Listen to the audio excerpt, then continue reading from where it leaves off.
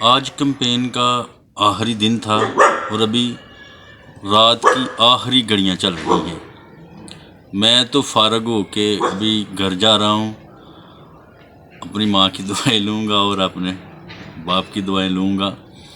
لیکن یہ کمپین بھی پچھلے الیکشنوں کی کمپینوں کی طرح جو جنرل الیکشنز ہوئے تھے 2008 کے، 13 کے اور 18 کے، اسی طرح کی تھی۔ کوئی اس میں کوئی خاص تبدیلی نظر نہیں آئی۔ ان کمپینوں میں بھی اس دوران بھی جو صورتحال تھی وہ علامہ اقبال کے اسی شعر کی عکاسی کر رہی تھی، جس میں علامہ اقبال فرماتے ہیں کہ خواب سے بیدار ہوتا ہے ذرا محکوم اگر، پھر سلا دیتی ہے حکمراں کی ساحری۔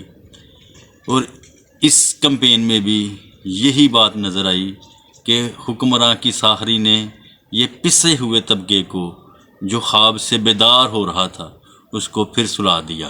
جس طرح پہلے حکمراں اور پیسے والے غریب کے گھر جاتے تھے اور غریب ان کو دیکھ کر پھولے نہیں سماتے تھے، غریب خوشی سے تقریباً دمالے ڈالنے لگ پڑتے تھے، اور اسی طرح بھی اس دفعہ بھی اس کمپین میں بھی یہ حکمراں اور یہ پیسے والے، یہ گاڑیوں والے جب غریبوں کے گھروں میں گئے، ان کو پیسے دیے، تو ان کی خوشی ساتویں آسمان کو چھو رہی تھی۔ یہ حکمراں کی، پیسے والوں کی ساخری تھی، یہ ان کی کرتب تھے، یہ ان کی جادوگری تھی، یہ ان کا طریقہ واردات تھا ووٹ لینے کا، اور انہوں نے اس دفعہ بھی کیا اور پہلے بھی کرتے تھے۔ یہی علامہ اقبال کے شعر کی پوری عکاسی ہوئی۔ پیسے والوں نے غریبوں کے بچوں کو، پسے ہوئے طبقے کے بچوں کو گلے لگا کر، ماؤں بہنوں کے اوپر ہاتھ رکھ کر، عارضی ہاتھ رکھ کر اس پسے ہوئے طبقے کو اپنی ساحری سے پھر بیوقوف بنا دیا۔ انہوں نے بھرپور کوشش کی کہ ہم اس ساحری سے، اس جادوگری سے، اس پیسے کے تماشے سے ان کے ضمیر خریدے۔ بہت سے لوگوں نے بیچے اور بہت سے لوگوں نے انکار بھی کیا۔